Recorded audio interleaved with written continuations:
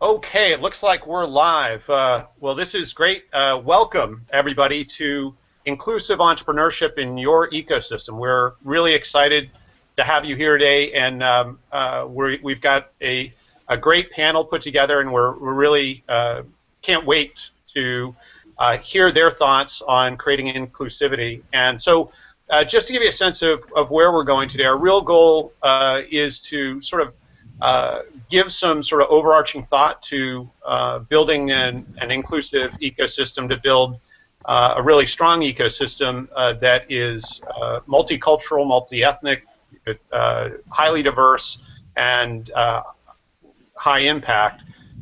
And part of this is going to be, a little bit theoretical, but we want to get into some real practical examples.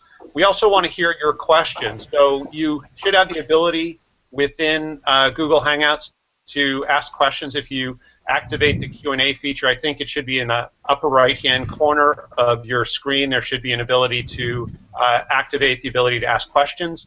Please ask them at any point. Understand we're on about roughly a 1-minute delay.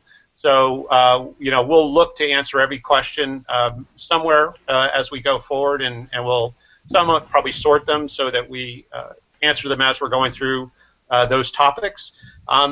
Probably the first half, roughly, will be sort of more moderator-directed questions. In other words, I'll be directing the questions, and then we'll shift more to audience questions. But yeah, we're pretty flexible here, and again, our real goal is to deliver as much good information to you as we can. So let me introduce our panel. So we've got 3 panelists, and the thing I have to say sort of overall about these guys is you'll see very quickly as we're introducing them that it is a really diverse bunch of individuals or a panel, and they're diverse in a few different ways. So let me introduce first Della Rucker, who is a consultant. She writes, she speaks. I think she leaps tall buildings with a single bound. I think there are lots of really cool things she does. I got really short legs. That ain't gonna work. Yeah, short legs. Well, you do the best you can. So she provides consulting services for local governments or nonprofits, for property owners. She's been doing this for about 20 years. A lot of her work is fostering startup ecosystems, working with entrepreneurs and small businesses throughout, helping build community connections and public policy. And she also works to enable meaningful public engagement and constructive community decision-making. So she has several books. She writes, really a prolific writer, writes lots of articles, lots of blog posts. She is absolutely worth following, lots of good contact there. Thanks. Our second panelist, Andrew Young, is amazing in that he has activated just an incredible community in New York City. Certainly our most populous city in the U.S. and most densely populated. And so he's got a ton of things going on, really just like all of our panelists. He's a CTO and co-founder of a company called SWILL. It's wonderful. You'll love it. So they use technology to make the discovery, purchase, and delivery of alcohol fun and educational. And it's great that alcohol can be educational. So SWILL is currently in 9 cities and probably growing quite a bit. Yep. And then he's also the manager of Startup Weekend New York City, and he's built an incredible team. Andrew, what are you up to now? 20 or so? You've been up to around 20 people? I think we're at 35 active. 35 active people. Yeah. Who are delivering 9 startup weekends per year and up to 20 plus meetups, something like that. So a huge community, and it started just a couple of years ago at 0, so or at 1 with Andrew. And then he's also a brand ambassador for WeWork. So they're a huge co-working organization. They're worldwide, and he does a lot of work in New York to help build that community and help people make meaningful collisions. And I can't go into detail on this, but he also has a company called the Banana Man, and he organizes wild events and everything from rooftop fashion conferences or rooftop parties and fashion conferences and all sorts of cool stuff. So talk to Andrew later about that. It's cool. Jess Knox has had an incredibly diverse background, mainly around sort of economic development and community building. He's done everything from running a consulting firm that built grassroots organizations across the country with a focus on rural areas. And in fact, Jess is based in Maine, which is the most where Andrew is in the most densely populated city in the country. Jess is in the most rural state in the country. And in 2009, Jess was appointed as an executive to the U.S. Small Business Administration, and he focused on building and executing systems and programs to support the success of small businesses. More recently, he has founded a company called Olympico Strategies, where he does a lot of consulting work with various organizations to manage growth and change.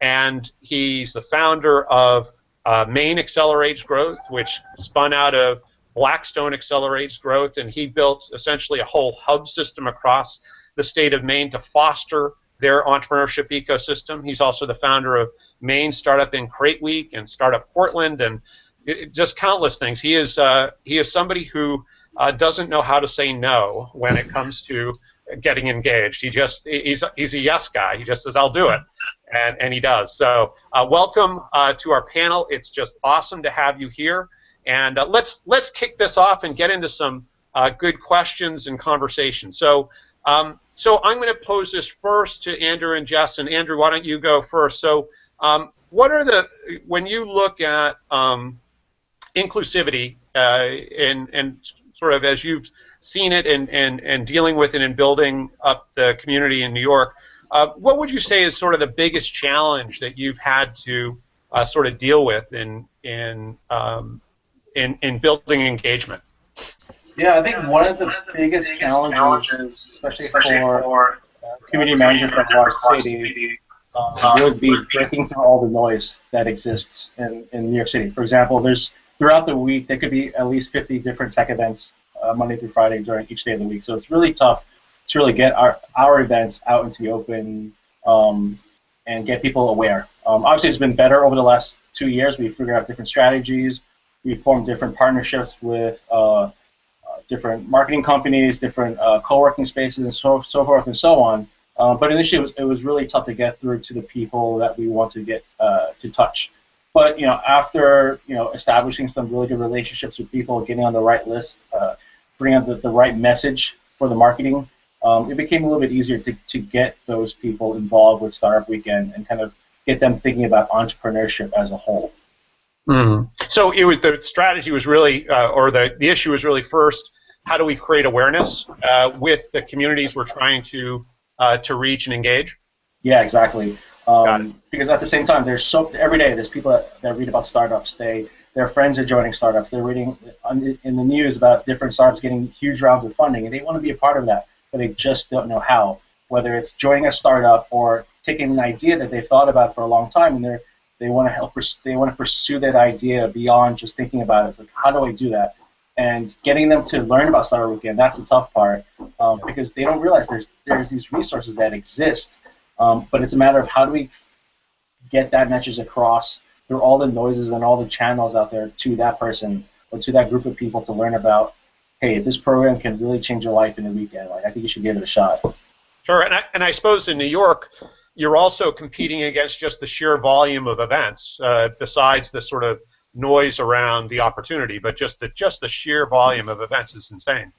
Yeah, I think people really get discouraged, right? Because they see so many hackathons. Like, at least now that spring is coming around the corner and summer, the number of hackathons will just gradually increase until there's so many. Like, in a given weekend, there may be 2 or 3 hackathons, corporate-sponsored hackathons, where the focus is built around an API or some sort of tech, and you have to be a technical person to participate. Well, for the most part, not everyone is a developer, so it's a harder sell for them to join these events because it looks so amazing from the outside, but once they get in, it's like, how can I really participate? I'm not a developer. Whereas a program like Startup Weekend, it's a good middle ground of just non-technical and technical people where you can still kind of work with those technical folks, but build real sustainable businesses in a weekend and not have to worry about whether you know Java or Ruby or Rails or whatever it may be.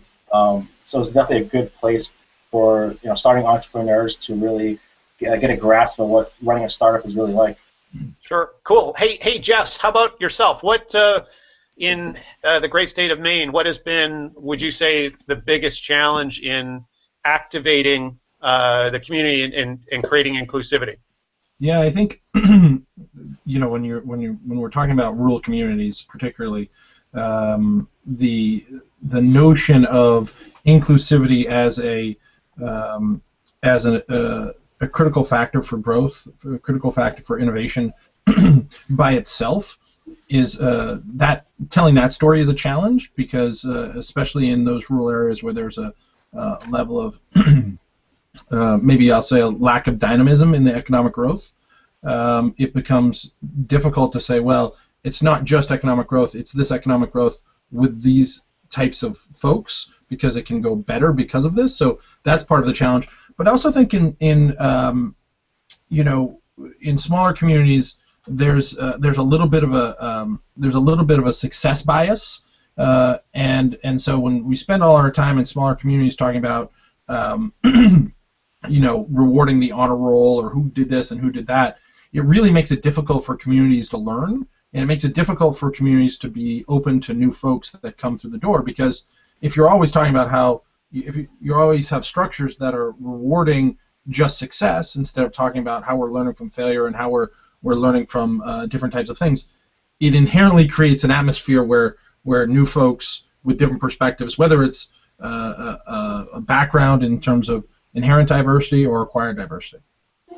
So are you saying when there's a success bias that people, you've seen a fear of failure, and that's been something that's been challenging in terms of creating inclusivity or engaging people into the ecosystem? Yeah, to me, essentially, when we tell the story about inclusivity, what we're really trying to say is this is how your group of people can learn and execute in the best fashion, right? It's the best type of organization when you have an inclusive ecosystem with a lot of people with different backgrounds participating in it. So inherently, we're trying to get at the ability for that organization, whatever that might be, a community, different cohorts within that community.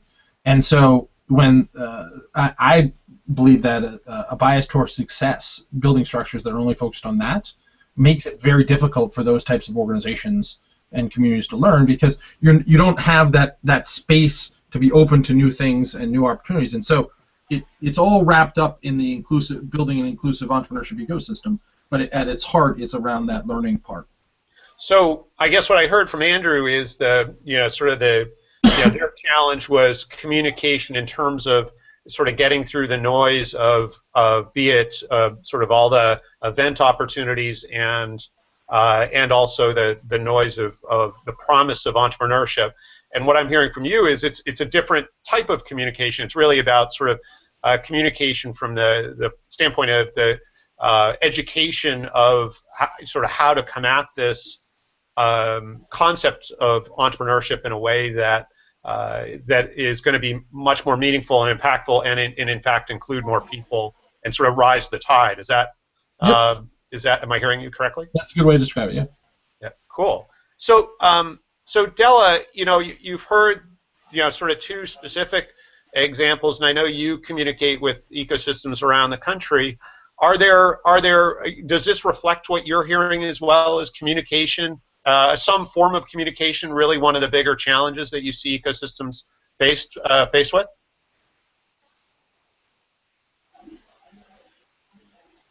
Della, you may be on mute. We can take it off of mute. Can you hear me now? Nice little button here just to make sure of that. Obviously, I'm not the tech wizard of the bunch. I function as tech wizard in some places, not here apparently. So when I work, the kind of ecosystems I work with are very often focused on issues that are kind of similar to what Jess was just describing, which is the question of if you've got people who have historically not been included in kind of the startup universe, whether that's tech startup or that's more traditional small business, and I don't think it's binary. There's a range in between. Really the question comes down to what is it that they need to know, but also what do they need to have in terms of community.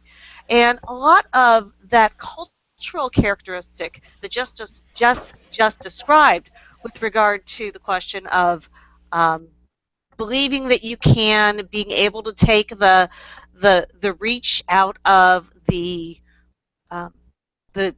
normal, to take the risk, to be an entrepreneur, that's pretty hard to get through, especially for people who are coming from, communities that have been historically excluded, African American communities, certain kinds of immigrant communities, women who are interested in being involved in these parts of the startup world. One of the big pieces that they end up needing that we often don't do very well, but we're getting better at, is not just communication about facts, about what's going on and who's got where and all of that kind of thing, but also the question of, am I nuts to be doing this? Is this realistic? And how do I know that I'm going to be, that I've got at least a reasonable chance of being okay? And so it's not just a question of information, but it's also a question of connecting to other people's stories, other people's experiences, and really being able to start to change that internal paradigm of, oh, no, nobody I know does this, or I can't do this, or I don't have the education to do this, and really shifting that over to a sense of, I can do it because I now know people who have. Yeah, that makes sense. So let me maybe help us frame this maybe a little bit more so that we have some context to go and sort of answer the audience questions as well. So, and I'll go to Jess first. So when you sort of were getting things going in Maine, and you did your sort of original assessment, and please be as specific as you can. Who did you look to include that you were finding wasn't included? Were there certain demographics? Were there certain groups of individuals who you found were at to Della's point, maybe they were somehow left behind in some form, and you found you needed to include them. But who specifically was it that was missing from the ecosystem? Yeah, the first group of people that we went to as sort of a lead generator was any organization that was involved in some sort of creative activity. So whether it was arts promotion groups, there's a group in Portland called Creative Portland. There's some other mechanisms that are around that.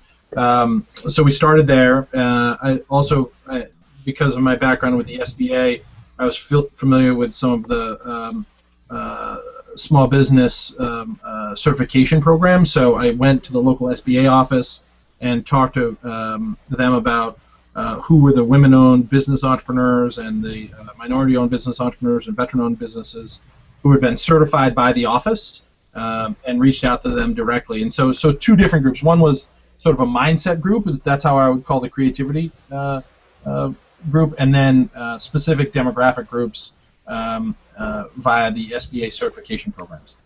Super. Cool. That's literally how we started. Okay, that's perfect. Oh, I like that.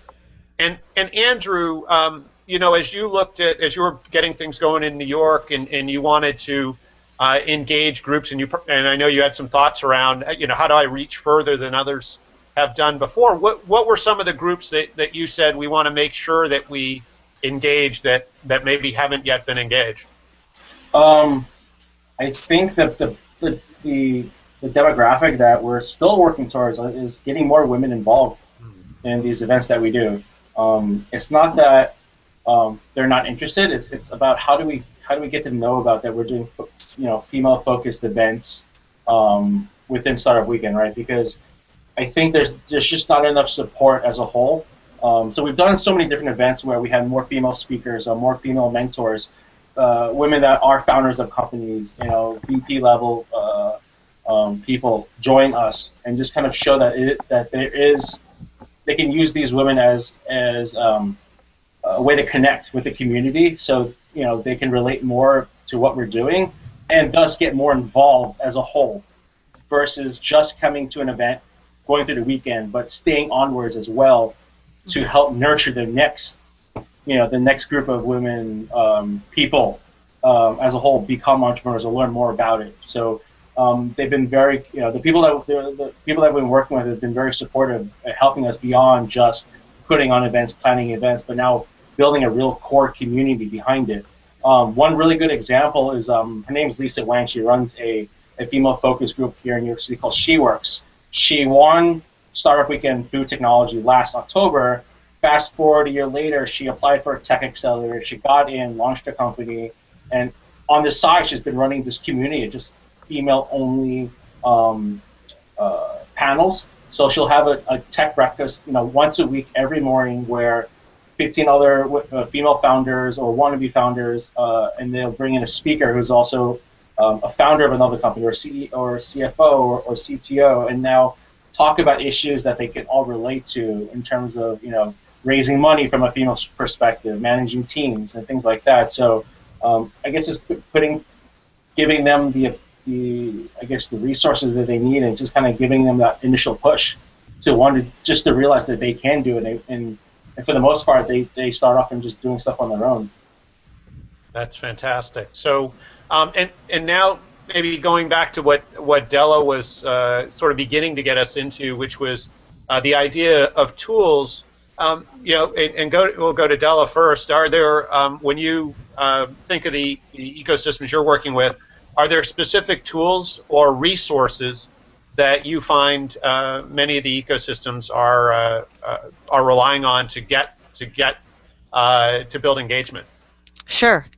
I think there's 3 core pieces, and these aren't going to be anything all that earth-shaking for anybody who's on this webinar.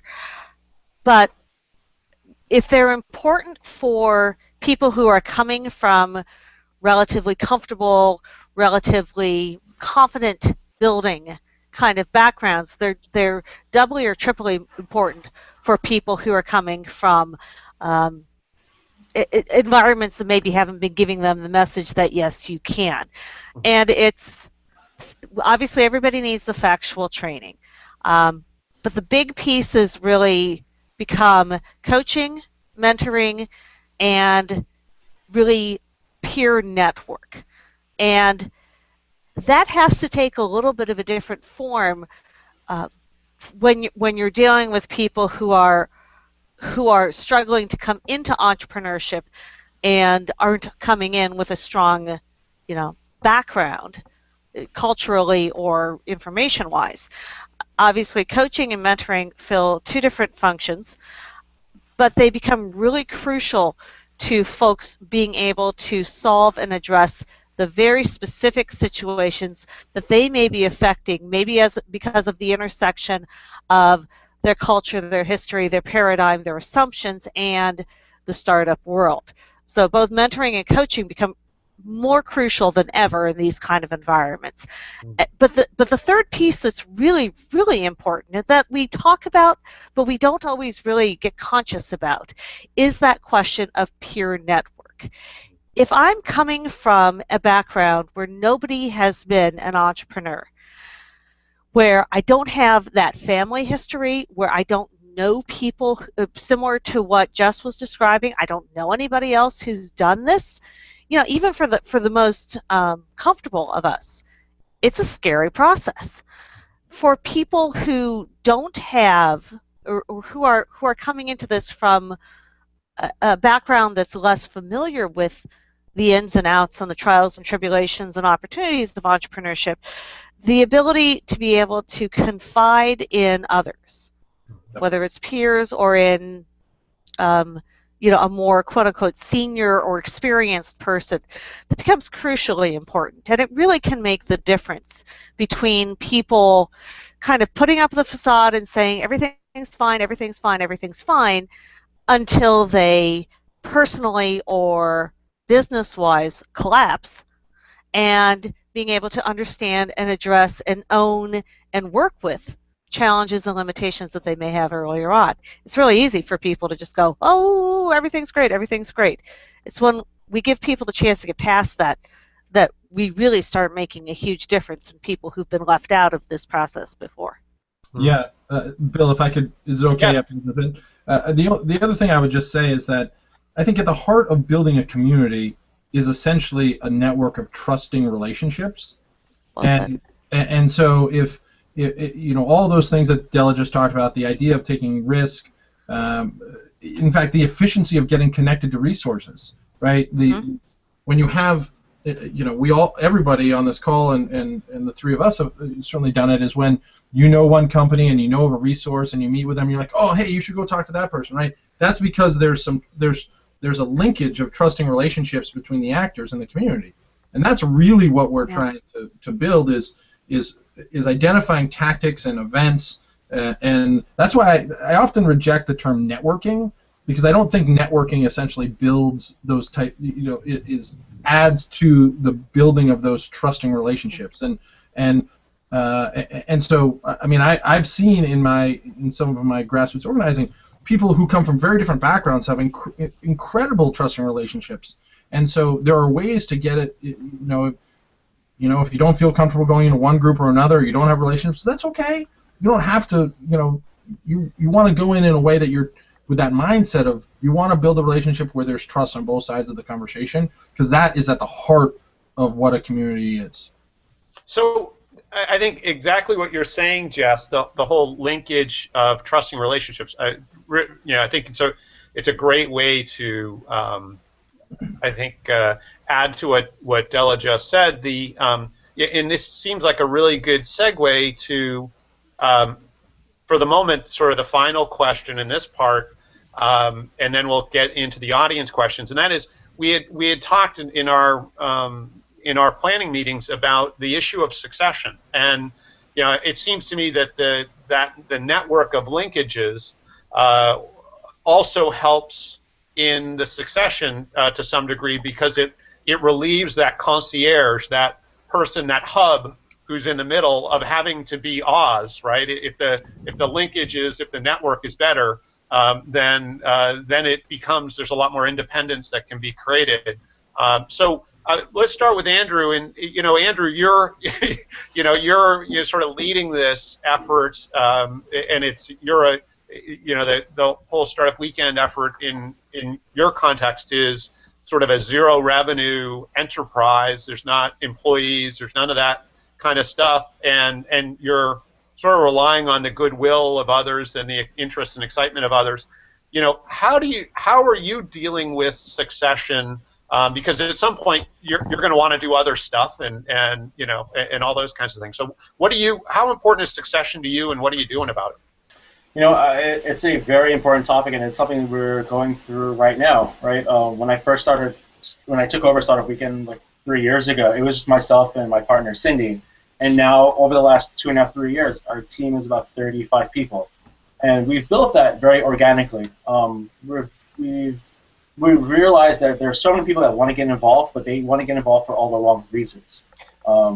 First and foremost, have you ever participated in a weekend? No. Oh, you should go do one first before, and then come back to me about if you really want to volunteer and help out.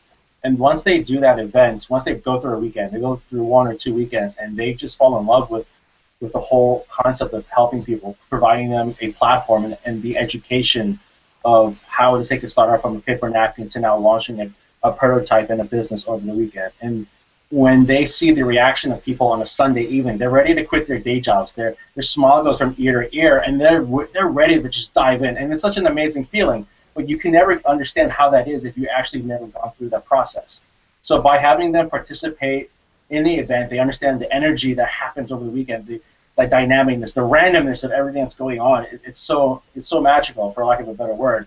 And from there on, cool. If they want to join the team, they can, and they're given different responsibilities, and they kind of pick up tasks and decide, create different initiatives for themselves. So we've grown. We've been very lucky to have some pretty amazing people that have put in the time and effort. Which 99% of these people all have day jobs. They run their own startups. They work for Deutsche Banks of the world. They work for the Googles of the world. So they have other responsibilities, but spending hours a week, 10 plus, 20 plus hours a week during crunch time to work on a non-paid volunteer, task. It's something that you can't really understand unless you've really been through it and love it. And over the course of time, it's like, hey, you want to do one event, you go into scaling to 9 events. You can't do that with a team of 3 people. You need to scale up your team, right? So, besides the sort of manpower, and I'm going to steal Jess's term for a second. He talks about capacity building. Besides that sort of effort, are you also, is the part of your process grooming the next leadership and individuals who can, be Andrew, or at least be Andrew in some areas of what you're trying to accomplish? Yeah, most definitely. Like, I've shifted my focus away from the grunt work, right, the labor-intensive organizing of the weekends, to now focus on the grander scale, the biz dev side, as some may say, to now form the right relationships to grow it on a more exponential level. And the rest of the team focuses on the day-to-day labor, so to speak, of putting on the events. And then over time, you start to see who the shining star is, right? There's always 1 or 2 people that stick out, that are doing more work than they're supposed to. And those are the ones that I think, we do have a couple of people on our team, and they're the ones that are picking up the garbage, no questions asked. They're putting their back into it, and because they realize how important this program is to the community as a whole. So yeah, over time we do need to decide the next person in charge to oversee the program. But by putting them, by giving them all these tasks, by putting them through the ringer, you start to see who's really to step up to that challenge over time. So by the end of this year, I'm hoping someone to 1 or 2 people to really take ownership of everything that we do here in New York City, and I can focus on the next higher level things that I want to do. Cool. So Jess, I'm going to go to you, and let me share sort of an observation I get as I go to a lot of ecosystems, and that is, more often than not, succession isn't thought about until somebody says, I'm burned out, I want to go. Have you seen that before, and how are you working to sort of not have that happen in sort of your circumstance? Yeah, it's something that I obsess about. Use the term capacity building because it represents, all volunteer leaders they represent the capacity that your community has to do the type of work that's needed to build these ecosystems. And so within that umbrella of the capacity they have in the community are volunteer leaders of different levels of time commitment, of vision, of expertise, and willingness to do different types of work. So from our perspective, one of it is just saying things out loud. Saying things out loud like we've got to be building the type of systems and types of teams that we have, so that if I said this in a meeting last week, I said if we all get hit by a bus, this event still needs to go on because that's our commitment to the community. And so you can, how you use different systems, how you create records and institutional records that can be easily passed on, that other people can find without having to navigate your entire email, archive.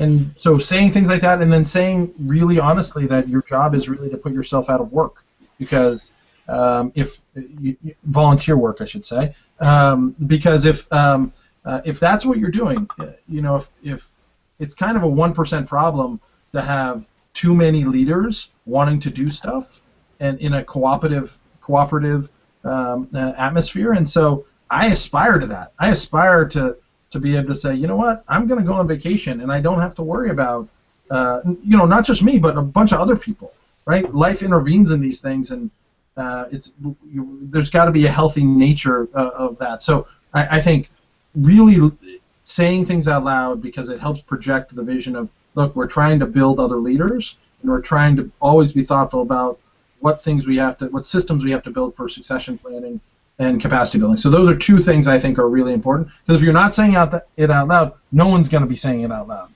Right. So a follow-up for you, because you've done something in Maine that may be somewhat unique in that, and I alluded to this when I introduced you, and that is the hub system that you've created. And just to maybe explain that, there are you still have 4 hubs, I believe, in Maine, and these are essentially individuals who are sort of community actors or activists or agitators in their regions. So do you see that as part of the succession strategy for what you're doing, to have sort of these regional lieutenants that are helping to drive their communities in concert? Yeah. So really, one really important point.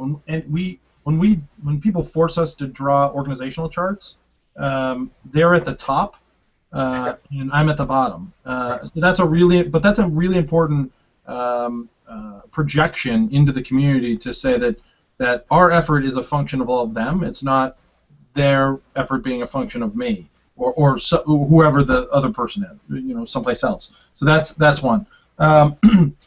I would say institutional partners as community builders is it has positives and negatives. I think going into those organizations that I described in the beginning around creative organizations and the such, it's not a far leap for them to be involved in more, but especially if you're in the nonprofit space, they're really busy. And so adding more onto their plate has sometimes works, sometimes doesn't. But if you can, they usually have networks of people. What we've, I think, learned is that instead of always trying to try and make the perfect guess of who's a great leader in that community, is use leaders in the community to convene other people and use that as a pool of potential leaders in that community, because we're trying to create mini versions of this in these communities, and every community has its own dynamics. I'll describe. I'll say, and so that's what we found as well. So yes, trying to identify those organizations in those communities and their leaders. It's easier to get them in at first, but instead of just saying, "Hey, so-and-so organization leader, you're in charge," it's, "Hey, so-and-so organization leader, can you help us convene this?" You don't have to be in charge of everything, but if you can help us convene this leadership group of people, we found that ends up bubbling the future leaders to the top. Cool. Can I throw in one? I know we're not supposed to do this, Bill, but just one real quick thing. Hold on, Della. Okay. So we need to go fast because we want to get to the audience questions. So can you be 30 seconds or less? Oh yeah, totally. One of the key challenges with what Jess has described, I'm delighted to hear these two organizations talking about we want to put ourselves out of business. One thing that's often a challenge, and leaders have to sometimes really dig into themselves, is, I'm saying that, am I acting like that? Because if that communication isn't happening, then even if in your head you want to put yourself out of the job, you may not be projecting that to your community. So what Jess said is really crucial from that standpoint. The other piece is that I'm delighted to hear him talking about reaching out to the communities to say not just you're going to do it, but who's the leaders in this community. It's especially important to make certain that you're reaching out to more than just the usual suspects, especially if you're trying to pull in people who haven't been part of the process previously. Cool. That might have been 32. Yeah, that was. So let's hop into the audience questions, and let me say that just to encourage the folks that are watching, please add questions for us. You're more than welcome to. We'd love to hear from you. We're going to now pop into the pre-submitted audience questions, and again, the context here is, with all of us, and I didn't maybe totally frame our beginning, but the goal that sort of each of us is sort of what's brought us this panel together is, the idea of inclusivity is that we have resources, we have people, manpower that right now is on the sidelines in each of our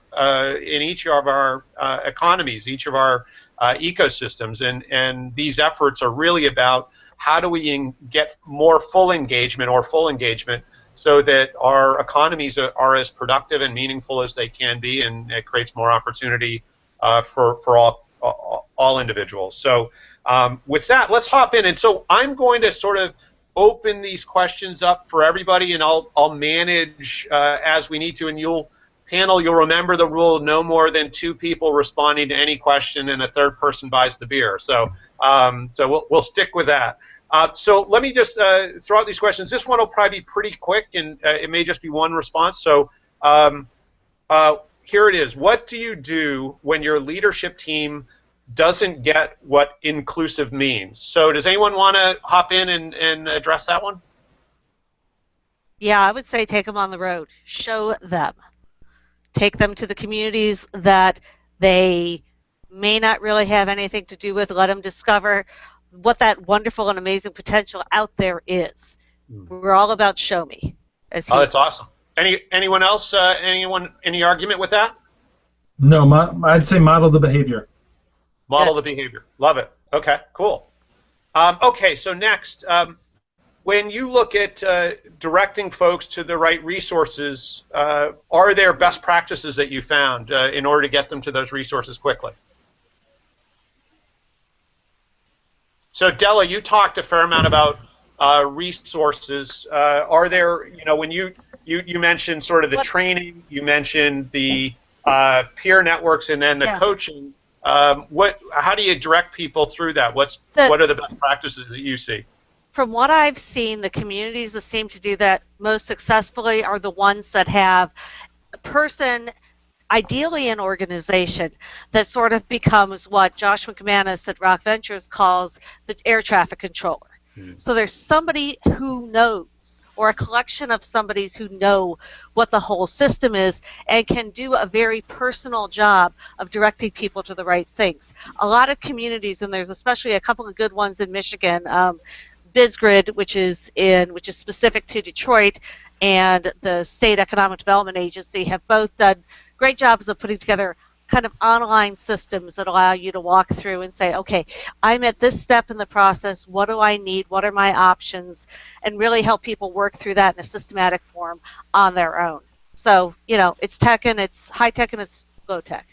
Yeah, cool. And the tool I'm familiar with is SourceLink. Are there any communities you're working with that use SourceLink? They're in Kansas City?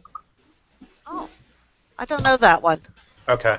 I heard someone else speaking up. Who else had a thought? That was me. Kind of, the way, I don't really have a real piece of tech, but obviously being able to share resources, looking to one's Rolodex to see how they can connect, whether it's a design resource, a legal resource, whatever it may be. But I found the one thing that's most interesting is that in New York, we started a Slack channel of about 100 people now, and we have all these different people from designers, developers, VCs, seed investors, all in the channel. Basically, we're all friends. We all know each other, but then we all help each other as well, right? We'll just drop a line in the channel, and someone say, hey, I need someone who is an expert on patent law, and someone knows someone, and someone in the Slack channel will refer to that law firm that may know something about that is experts in patent law.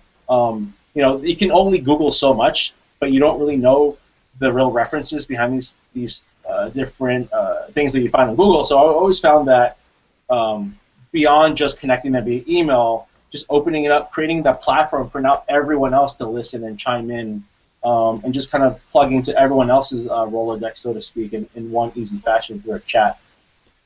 Cool. So next question: How do we metric our inclusivity? Are there ways that you found to measure success with inclusivity? Jess, any thoughts on this? I haven't found any, metrics per se. I mean, when you're the whitest and the oldest state in the union, you're sort of starting from -10. It's kind of easy for me to be like, holy shit, we got one. It was interesting. I think that for female entrepreneurs, we're doing. No, the answer is no. Does anyone else have any thoughts in terms of are you measuring, or are you seeing folks who are measuring inclusivity? I guess I don't think I've seen a lot of. I mean, really, the conversation even about just women entrepreneurs, women startups. I mean, that's such a new conversation. I think, frankly, Jess, a lot more people are in that situation where, you know, anything above -10, you're doing pretty good. If people are starting to look in that direction, though, there's a lot of tools more in the social services space, more in the community development space. They've developed very profound tools for tracking and evaluating inclusivity of activities. So it's a great rip-off and duplicate opportunity if people need to do that. Yeah, I mean, you know, this is not a great metric, but those small businesses that are certified as minority-owned or women-owned businesses, and now what not many people in the world know is that the definition of small business at the federal government is up to 500 employees in some industries. So it's not great in the sort of the startup paradigm, but it is a metric, and so that's certainly one place that folks can use, and they can get all that information at their local SBA office. And as I think of it, Steve King at Small Business Labs, which is a consulting firm, might be worth taking a look at his blog and his backlog for people who are interested in that topic, because he has been doing some pretty decent quantitative work around that topic. That's cool. He's also written some really good books, Stephen. Yeah, King. he rocks. He's from Maine, though. That's it's different. Anyway, so what? So the next question is, we may have already addressed this, and let me know if you think we've successfully addressed this. Is the question is, what are the current barriers to inclusion, success, and best practices? So, anyone? Does it seem like we've addressed that?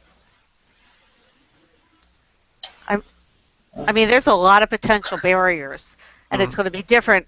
It's going to be variations on a theme for everybody, you know, for every different aspect. But fundamentally, I think a lot of it comes down to the usual stuff that we talk about with entrepreneurs: money, ideas, market. And in addition, when you're dealing with people who've been sort of left out of that equation, you're dealing with the background resources, the potential, I mean, here's a key example. If we want to encourage, I'm working with a community right now that's trying to foster entrepreneurship among single parents. So typically women who are, you know, trying to find a way to supplement income. A lot of times they can't get loans. I mean, typically they can't get a loan, a friends and family loan, which is what we're used to, a lot of entrepreneurs being able to start out with. They may need help with things as basic as babysitting, because if you don't have a strong family or community network to fall back on, that may be a very fundamental barrier to being able to do anything to improve or change your status quo. So even something as simple as co-op babysitting can make a huge difference in those kind of environments. So it's really about what do we assume and what's the actual reality of what people need. So it sounds like you're saying really listen to the community, and you'll identify the places where it's stuck in terms of the communities or sub-communities you're trying to engage, really getting to know them, build intimacy, and you'll find the sticking points. Yeah, to what Jess said previously, I mean, he's really speaking there from an understanding of a very deep psychological, cultural barrier, and they're working on how to overcome that, and that's crucial. So we have to stop thinking that it's all rational, because sometimes what we're really dealing with is people and their messy lives and experiences. Sure, a lot of history and baggage, right? Cool. Anyone else want to add anything to that? Okay, cool. So let's, I'm going to just change up the order a little bit. So here was a question specific to a large city, and maybe Andrew, you want to chime in on this, and anyone else is welcome to as well. But the question is, how would creating inclusivity work in a large community like Chicago? So, Andrew, have you found some things that are unique for you, being from a large metro area in terms of creating engagement? For myself, it's about understanding where these people are going, right? For those people that are specific ethnicity, they may be congregating in Queens, right? They may be typically going to different meetups or at different events in certain boroughs of the city. So first and foremost, it's always about finding out what's happening outside of Manhattan, because the world does not revolve around Manhattan, right? There's other things that go on outside. And the demographic of those people that attend those events in Brooklyn, Queens, and Staten Island, very different from the people from people in Manhattan. So by understanding what goes on outside of Manhattan itself and going to these events yourself to see what type of people attend, and ultimately for myself, it's always like, hey, how can we work with you guys? How can we integrate what we do for our startup community in the city? How can we integrate more into your event in Queens? How do we get involved with helping more Latinos get into startups, or more Asian folks get into startups? And it's always about whether it's getting someone from my team to teach programming, intro to programming classes, or working with a different partner in the city, whether it's like a startup institute or a code academy, and having them lead these events for a specific ethnicity group or whatever they may be, definitely opens the doors to bigger and better things down the line. But it's always kind of like the starter is always about what's going on out there, and attending those events to see what really goes on. Because if you don't understand what's going on out there, how can you really help them and bring in resources to make everything better for everyone involved? And so when you go out and meet with these different organizers in the various communities, be they ethnic or otherwise, what type of response do you usually get? They're very open, right? The first, they're like, oh, wait, what are you doing all the way out here? Because it may be like an hour train ride to go from where I live to where they are. And they're very interested because they don't, they've never really, some of these have been to events in the city, but no one's ever come out to them to do anything. And a lot of these people, they don't want to travel all the way into the city just to attend an event, because it is, maybe an hour and a half each way just to go in and out of the city. So by bringing something to them, you're lowering the barrier, of access to this knowledge that can hopefully propel them to do something else down the line. But yeah, they're very open. They're very open with working with us for Startup Weekend. They're very open with bringing a specific program focused to their target group that they're working with, their demographic. So whether it's working with the people, a Latino demographic up in Harlem or in the Bronx, they may do things a little bit differently. Their mentality approaching a solution may be a little bit different than someone else, downtown in Wall Street. So by understanding what they're trying to do and being that we're very open and flexible with the structure of the program and putting on different meetups and different events, we're willing to work with how they're working, with what they're doing, what works already, and try to complement with what they're already doing day to day. That's fantastic. Cool. Let me introduce or direct this next one to Jess. So Jess, here's the question. It takes a lot of work to engage groups that typically are marginalized. How do I support marginalized groups when I can barely keep everyone else supported? Yeah, you got to prioritize what's important. And the reality of it is that it's hard work. That's the reality of it. So I guess I'd speak a little bit sort of hard truth there that says if you really, if you like certainly the folks, other speakers on this call believe that the best and most vibrant startup and innovation ecosystems are ones that are inclusive and diverse, then you have to go do everything you can as a leader in that to go and do that work. And so it's a matter of a lot of the things we talked about, building capacity to pass off things that others might feel more comfortable doing, because it takes intentionality. And we naturally all feel more comfortable with the people that look and talk exactly like ourselves. And so there's a bias. There's almost a bias against inclusivity until you especially if you grow up in a place like Maine. But fortunately, we have parts of this country that are literally mixing mixing pots, and they're amazing places. And telling that story and demonstrating that is a key part of that. So part of it is if you wanted easy work, this was the wrong business to be in. Wow, this is a recording. This is a recruiting tape, Jess. Be careful. You said one person could throw in. So one additional throw in on this is that what Jess just described is also the reason why you want to give.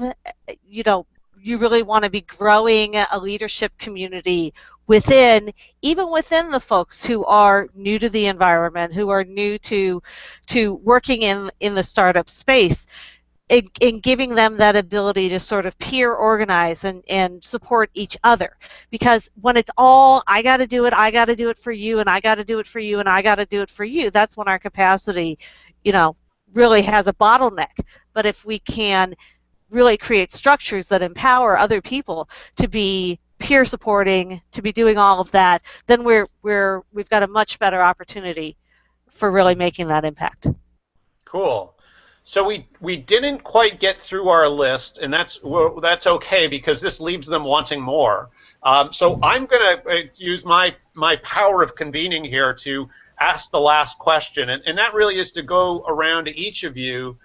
And if you had sort of one piece of advice you would have liked to have had before you started down this road of community building, if someone had just told you one thing about not just community building, but being specific to inclusivity in terms of engaging people who wouldn't normally be engaged in the community, what's the one piece of advice that you wish that somebody had given you?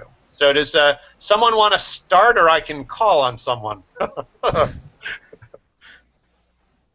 I just say spend more time listening than talking. Yeah. Okay. Cool. I love that. Love that, Jess. Awesome. Who would like to go next? Damn it, he took my answer. No, let me think. Let me think some more. Okay. Well, while he's thinking, I would say, just because they don't look like you or sound like you doesn't mean that they don't fundamentally want the same things as you. That's a very, very sage, for sure. Love it. Love it. Sorry, Andrew, I couldn't fill for too long. It's a tough road. Don't give up. Just because something's hard, it's harder to get into this. To get involved, it's harder to break into that conversation. Like, just give it time and really think about what you're trying to do. And if hate to sound cliche, but if you love what you're doing, a no won't stop you from achieving your ultimate goal, whatever that may be. But I guess it's perseverance, really. All right, I love that. And so I feel like I need one more quick question, and this is going to be, what's sort of one thing that you've seen happen in your work that's been really rewarding in terms of inclusivity? What have you seen sort of happen? Who showed up that just really excited you and made it all worthwhile, sort of? What have you seen? So one quick response on that. What are your thoughts? For myself, I love it when I ask people where they're from, and I hear an answer from, "Oh, I just flew in from Spain to come for this event because I heard it was awesome." And I'm just looking at them like, "Are you serious?" Because I think in America we have it really lucky. Like, we have an amazing group of community organizers on coast to coast, and we're doing so many amazing things. And these things that we're doing, it's not being done in different countries around the world, and people are willing to fly in from all around the world to America to attend these events. And it really goes to show how how much all this work that we're doing, it really does pay off, and it really is influential on a global scale. Awesome. Love it. Super. Thanks, Andrew. Who else? Yeah, just say for me personally, it's not just when some type of person shows up, but last year we had a speaker from a very prominent female entrepreneur from Boston address our group, and she said she thought it was, in fact, what she said was, this is the most diverse startup conference I've ever been to based on gender, and I thought that was pretty cool. That's really nice. Awesome. Good, That's awesome. good for you. Congratulations. I would just say, without telling a specific story, the most amazing thing to me is when you're in a community and you're working with somebody who is coming from a place of fear or a place of uncertainty. I don't know if I can do this. And you see that light start to come on, and they start to, and you start to get that sense of, I'm going to go make this happen. That to me is the most amazing thing on the planet, and I think that's what keeps people doing this stuff. That's really cool. So, because they're never going to pay Andrew and Jess enough to keep them doing it. Hugs don't pay the bills. Well, we get paid. We get paid in goodwill. So, what is it they said in Caddyshack? Now you have total consciousness from the Dalai Lama. So, That's correct. So with that, we're going to close. But let me say, we do intend to continue doing these webinars. We have not scheduled a next date and next topic. For those that don't know, we have a summit coming up. Startup Champions Network has a summit coming up in Santa Barbara, February 3rd through 5th, and we're going to use that time, at least a little bit of it, to talk about what topics would be valuable for future webinars, and if the schedule works, if we do it bi-monthly, if that's best, or monthly or whatnot, and we'd certainly love your feedback. So let us know. We really appreciate everybody that was on, and we really appreciate the panel. And if you do get a chance, please thank the panel, send them an email, link with them on LinkedIn or whatnot. And thank you so much, Andrew. Thank you, Della, and thank you, Jess. You guys can hang on if you like. I'm just going to stop the broadcast, but thanks everybody for participating. Thank you. Thank you guys for listening. Thank you.